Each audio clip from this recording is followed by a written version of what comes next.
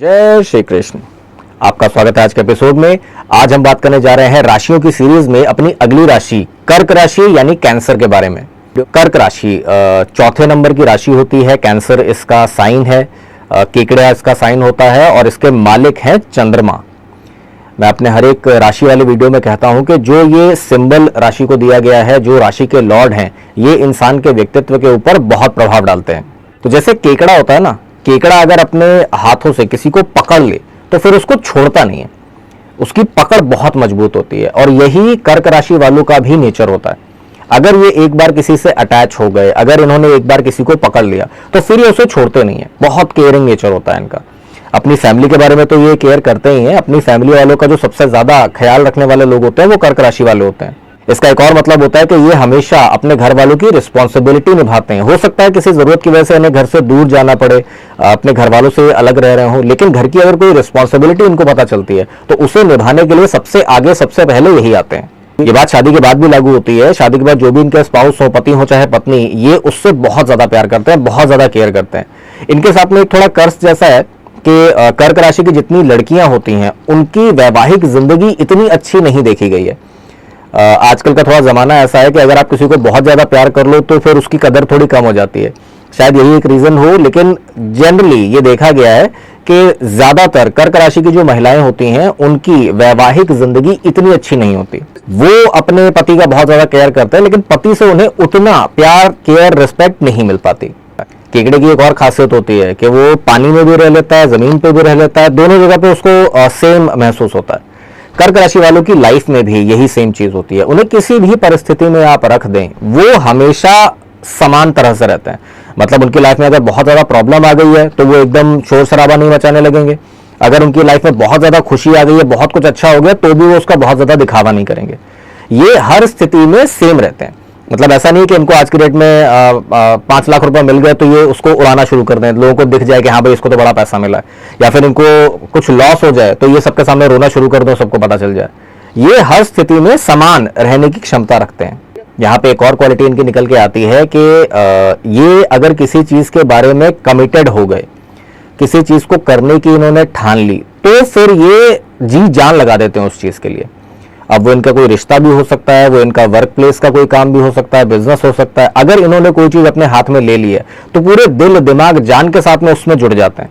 इनको fake commitments करना नहीं आता। ये लोग ऐसे नहीं है कि इन्होंने बिना सोचे समझे कोई कमिटमेंट कर दिया, हो जाएगा तो हो जाएगा वरना देखा जाएगा। कोई भी कमिटमेंट, कोई भी चीज ये अगर अपने हाथ में लेते हैं तो सोच समझ के लेते हैं। और एक बार इन्होंने कमिटमेंट कर दी उसके बाद ही अपने आप की भी नहीं सुनते। और कमिटमेंट का प्रभु श्री राम से बड़ा उदाहरण क्या ही हो सकता है। अपने वचन के लिए वो 14 साल के वनवास पे चले गए थे। और कर्क राशि वालों, आप खुश हो जाइए क्योंकि आप श्री राम की राशि में जन्मे हैं। यही आपका भी स्वभाव होता है। आप भी कमिटमेंट अगर कर देते हैं तो फिर चाहे कुछ भी हो जाए पीछे नहीं हटते। लेकिन बस जैसा मैंने अभी थोड़ी देर पहले भी कहा था कि जैसी श्री राम जी की वैवाहिक जिंदगी उतनी अच्छी नहीं रही थी, वही इनके लिए भी होता है। मेल से ज्यादा फीमेल के लिए होता है, लेकिन जनरली कर्क राशि वाले जो होते हैं उनकी वैवाहिक जिंदगी इतनी अच्छी नहीं होती। अब जैसे मैंने एपिसोड की शुरुआत में कहा था कि आपको जो साइन मिला है और जो राशि स्वामी है ये लाइफ पे बहुत ज्यादा इफेक्ट डालते हैं। तो केकड़ा जो इनका साइन है उसके बारे में तो मैंने बताया। जो इनका स्वामी है चंद्रमा जी, उनकी सबसे बड़ी क्वालिटी होती है कि चंद्रमा किसी भी दिन एक सा नहीं रहता।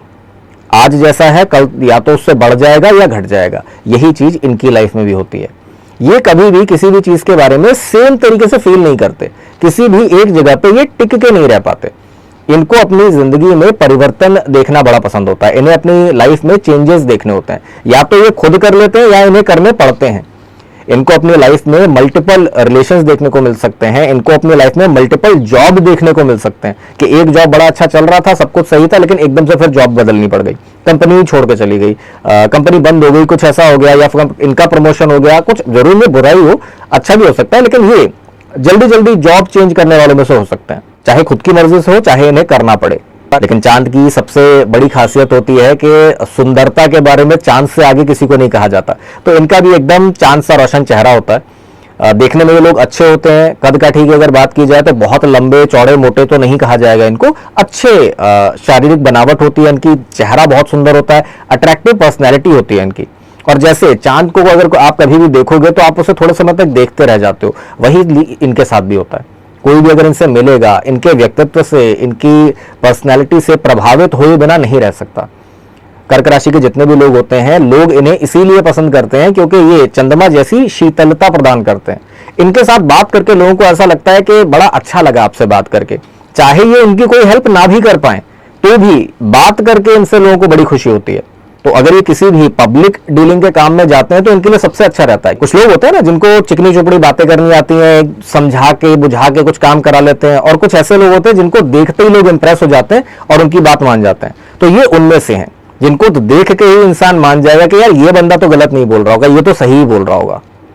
पर्सनैलिटी ऐसी होती है इनकी। अब जो बदलाव वाली बात मैंने इनके लाइफ में करी, ये बदलाव ये खुद नहीं चाहते, इनका मन हमेशा ठहराव चाहता है। ये हमेशा चाहते हैं कि कोई ऐसा रिश्ता इनकी लाइफ में हो, कोई ऐसा काम इनकी लाइफ में हो जिसमें ये ठहर सकें, रुक सकें, जो इनके लिए परमानेंट एक स्तंभ की तरीके से काम करे। लेकिन इनकी लाइफ में इन्हें ऐसे लोग मिलते बहुत कम हैं जिनके साथ में ये परमानेंट अपना रिलेशनशिप निभा सके।